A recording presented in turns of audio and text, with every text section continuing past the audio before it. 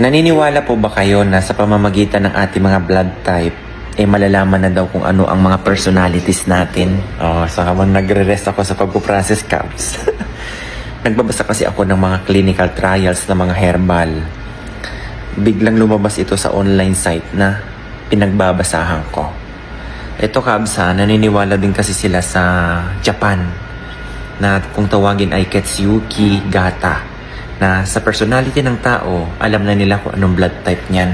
Or vice versa, kung ano ang blood type mo, alam na nila kung anong kaugalian mo o yung personality mo. Carry mo. So, unahin na muna natin sa type O. Okay, ito ay nakadepende lang po ha. Tingnan natin kung tama nga ba base sa pagkaintindi mo, Kabs, dyan sa personality mo.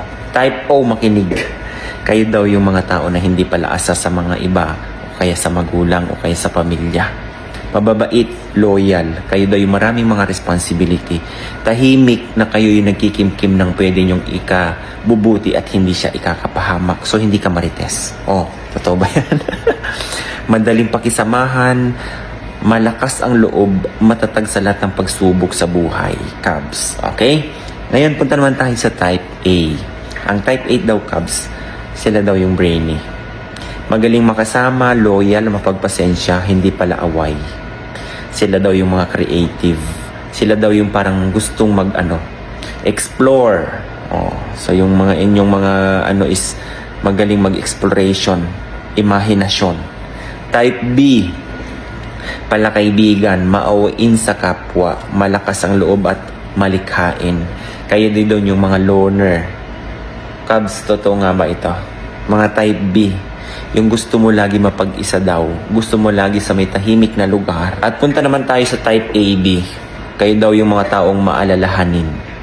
Kayo daw yung taong sobrang ma-care na tao. Charming, nakikinig sa kapwa, mataas ang pangarap, maresponsable. Kayo daw yung mga taong mapanganib pagkaaway. Kayo daw yung mga taong mahirap magpatawad. Kayo daw yung taong mapagkimkim sa mga puot, sa mga galit. Totoo, ewan ko lang sa inyo ha, kung kayo mga, depende sa blood type mo ito. Kayo daw yung mga taong resourceful, or kayo daw yung taong madiskarte. Okay? So, saan dyan ang blood type mo, Kabs, na base sa personalities mo? Okay?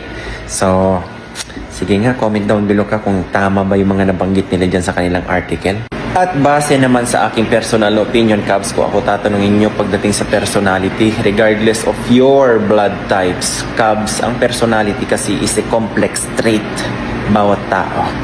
Na yan ay nakadepende kung ano ang genes mo. So by genetics, upbringing, o kung paano ka pinalaki ng magulang mo. Hindi ba? Totoo naman eh.